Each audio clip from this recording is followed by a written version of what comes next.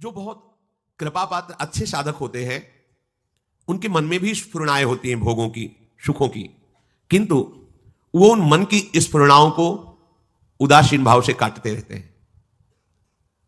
जो साधारण साधक होते हैं वो भी काटने की चेष्टा करते हैं पर द्वेष भाव से। यह सूक्ष्म विषय है। हमारे अंदर कोई भोग की इच्छा हुई, कोई भगवत विरुद्ध बात आई तो हम उससे द्वेष करने लगते हैं। ये क्यों आई, इसको हट जाना चाहिए, हाय हाय, नहीं हटेगी, दृढ़ हो गई, क्योंकि आपने द्वेष कर लिया। जैसे कोई व्यक्ति है आपके सामने से जा रहा है और वो आपसे कटु वचन बोल रहा है और आप उसको उत्तर देने लगे, द्वेष करने लगे, तो रुक जाएगा, अब समस्या बढ़ गई। अगर चुप रहते तो बोलता हुआ चला जाता। अगर कोई अच्छा बोल रहा है आप उससे प्रिय भाषण करने लगे तो रुक गया, वो राग है। रागात्मक और द्वेषात्मक दोनों स्फुरणाएं उपासक के हृदय में होती है, पर जो ऊंचाई पर चढ़ने वाला उपासक होता है दोनों इन बातों से मतलब नहीं रखता।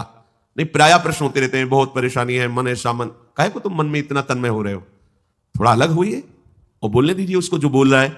आप मंत्र का स्मरण कीजिए, नाम का स्मरण कीजिए, शांत रहिए।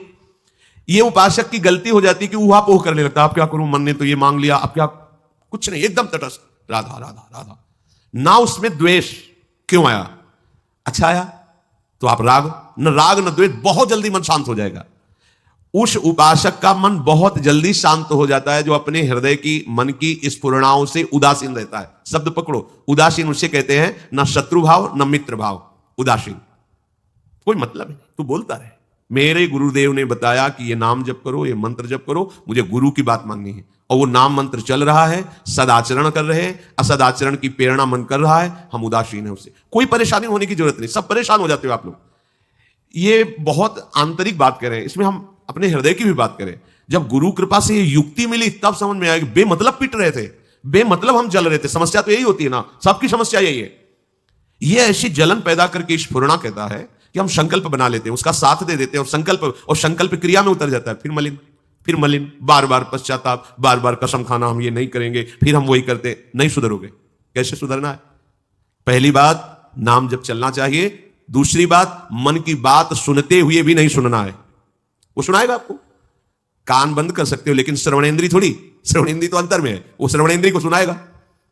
आपको उदासीन रहे, उदासीन शब्द से परिचय कर लो, मतलब ही नहीं। तो बोले फिर मन तो गलत सोचता है और मन ही बंधन मोक्ष का कारण है, तो उसकी गलत भावना को दूर कराने के लिए यही युक्ति है। आप उदासीन हो जाओगे, उसकी स्फुरणाएं निकलती चली जा रही हैं, आपका नाम चल रहा है, नाम शद भावनाएं भरता चला जाएगा, क्योंकि आप खाली थोड़ी बैठे हो, भगवत सुमिरन परायण हो।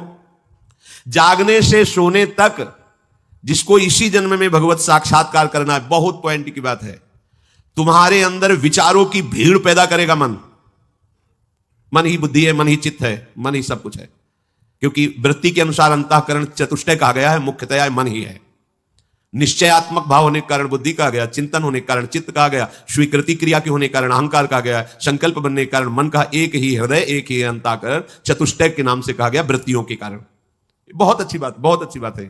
क्या? जगने से लेकर सोने तक ये तुम्हारे अंदर विचारों की भीड़ पैदा करेगा। अच्छे विचार, बुरे विचार, ये ऐसे फेंकता रहता है, इसका काम है। ये कभी शांत नहीं रहता। देखो, आप देखना, खोया रहता आदमी, चल रहा है। और साधक ऐसा नहीं होता, वो उसकी स्फुरणाओं को देखता हुआ भी मंत्र नाम प्रभु की तरफ रहता है। मुख्यतया लक्ष्य उधर रहता है, जांच इसकी होती रहती है। और उदासीन, बिल्कुल हृदय में जलन नहीं होती। प्रारंभ में तो जलन, ये गंदी बात क्यों सोच रहा है, ये ऐसा, अच्छी बात आई तो हर्षित हो गए, बुरी बात आई तो शोकित।